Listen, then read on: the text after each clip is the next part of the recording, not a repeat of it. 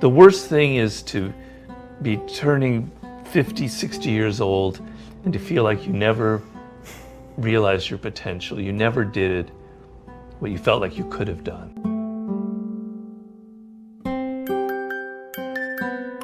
I want you to look at it as life and death, because you can spiritually die from engaging most of your working hours, your mental energy, in something that you don't love.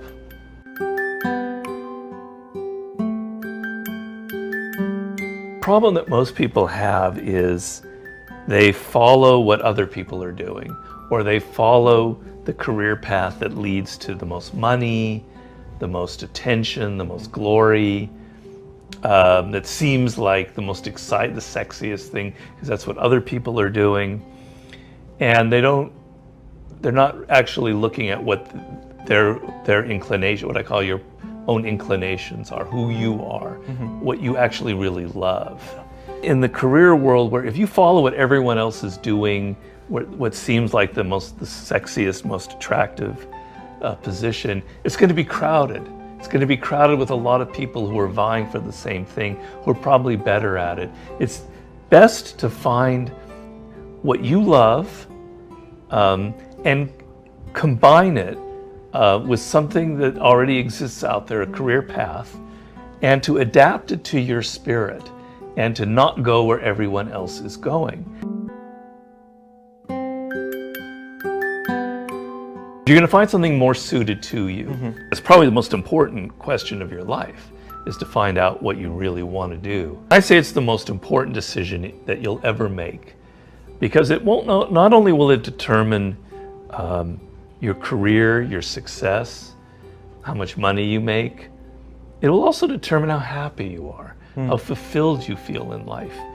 I have numerous quotes from people like Leonardo da Vinci and others that the worst thing is to be turning 50, 60 years old and to feel like you never realized your potential. You never did what you felt like you could have done. It's like, that's the worst feeling. So you don't want to have that feeling, particularly if you're younger in your 20s and you have more options, or even in your 30s. So it's a question of knowing yourself.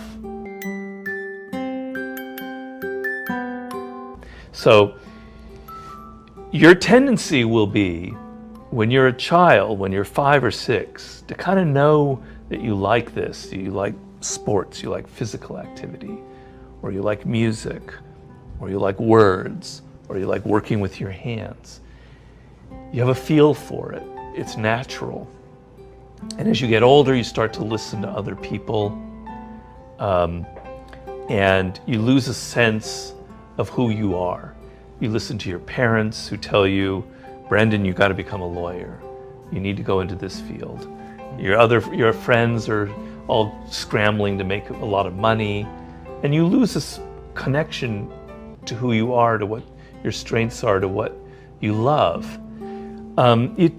It's getting in contact with who you are, what you love, going back to that child, rooting out all the voices of your parents and your friends, finding those things that when you read online and you find a subject, what your eyes light up at, what you want to explore.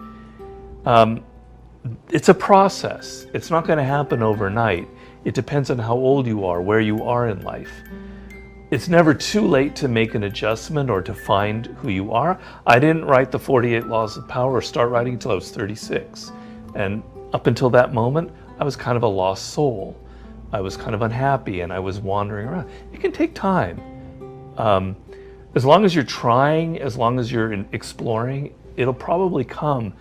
But if you're only following what other people are doing, you're in trouble. You might succeed for a while. You might get that law degree and make money, and when you're 28, like your mom and dad want you to. But by the time you're 34, you're tuning it out. You're drinking. You're getting on drugs. You're doing online porn. You're so out of it. You're so disconnected. You fall into various addictions, and it may not be something that destructive, but it's not engaging you. And you might have succeeded for a while, but you're going to pay a price. I'm telling you, it's the most important decision that you can have, is connecting to it and making it practical. So you're not going to want to become a poet or a rock musician just because you love music. All right, I'm going to start my own band. That's not necessarily practical, okay? But you love music. All right, let's find a path in music that is practical, that you can use. And maybe it will end up being a rock band, who knows? I don't want to discourage that, but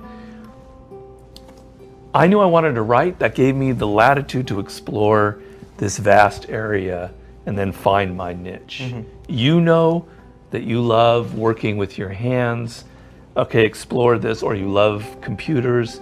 Explore the whole area and you'll find your niche. But you've got to know what that first overall ecosphere is that you want to explore. I want you to look at it as life and death, because you can spiritually die from engaging most of your working hours, your mental energy, in something that you don't love.